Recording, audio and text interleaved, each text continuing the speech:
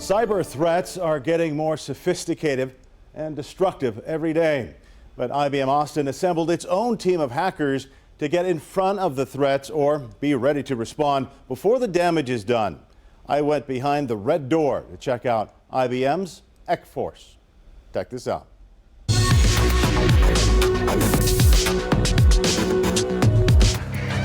Behind this red door, an epic battle is waging between good and evil.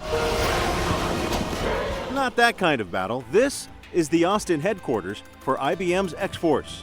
We break into things here. We're a team of hackers, of incident responders, and of researchers.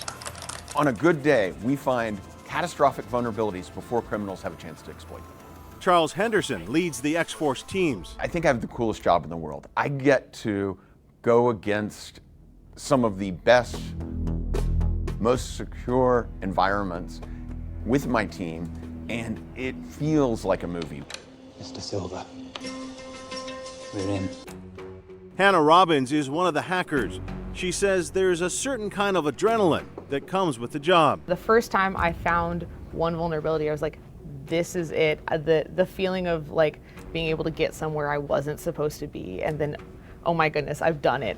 Like it's like such a feeling of satisfaction. Then the team fixes the holes. I'm getting to help secure companies before they can get hacked into. Specifically in Austin, we do hardware hacking against some of the most complex and interesting hardware solutions, devices, all the way down to ATMs or systems that you may use at home.